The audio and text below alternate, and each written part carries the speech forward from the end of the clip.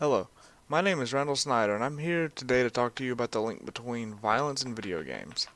I'm going to help bring some facts to light that will hopefully get you thinking about what sources to trust for this highly debated subject. I'm going to refer to some studies held about the links between video games and violence, as well as other effects video games can have on your health. Finally, I'm going to compare how studies are treated for violence linked to video games and studies for violence being linked to other things, such as violent sports like American football. Let's begin with a bit of data I found about the direct link between violence and video games. After tragedies, people are quick to pin the blame on video games if the criminal in question played a video game such as Call of Duty or Counter-Strike, as if video games were some kind of solve-all to gun violence, but that's generally baseless.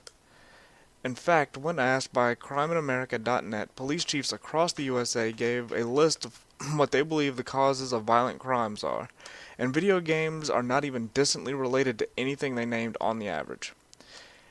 Everything from drugs to bad parenting to shortcomings of the educational system all made the top 10 list. So you might be thinking, what about just violence in general, not violent crime?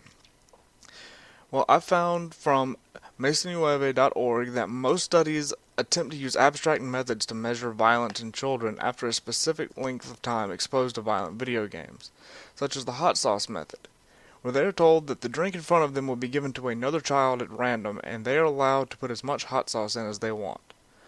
Now, most of us would agree that while mischievous, this isn't really a violent act. So, not only do games have little to no foundation for being a direct link to violence, some studies performed by Isabella Granick, Adam Lobel, and Rutger C.M.E. Engel in their paper The Benefits of Playing Video Games have actually begun to show they have a variety of physical and psychological health benefits, such as increased cognitive capabilities, forming and reinforcing a motivational attitude, helping to control emotions, and teaching more social attitudes. For me, I see that games helping to control emotions is almost an exact counterstatement to video games being linked to violent outbursts. But research like theirs is generally ignored by the mainstream media in favor of more hastily performed research that generates a more interesting headline. This will likely remain true until video games are a more accepted form of media and entertainment, such as sports like American football. In fact, similar questions have been brought up about American football players having a predisposition of violence due to their world being basically consumed in violence. From what I've seen on websites like humankinetics.com, when attempts to make links between a football player's lifestyle of violence through sports having an effect on his violence levels in social situations, the general summary is that of there's no solid way to measure that data set, so any violent outburst would be due to some kind of psychological shortcoming or neglect as a child. So I ask, why should that same flawed methodology be used on video games if it's rejected constantly for sports?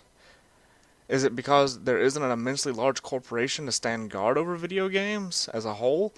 Or is it because sports like American football have such a massive popularity that people are willing to overlook the effects it has on the player's psychology? I'll just let you be the judge there. I dearly hope, not only as an avid gamer, but as a game artist studying at Full Sail University, that people will begin to put more thought into who they trust for these studies before video games have unfair sanctions placed on them simply because they were the easy out for a variety of problems at the time.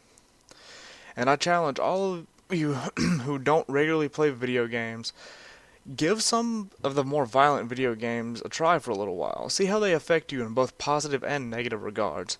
Then maybe you'll be able to see what's being done right and wrong from the arguments about video games being linked to violence for yourself. Thank you.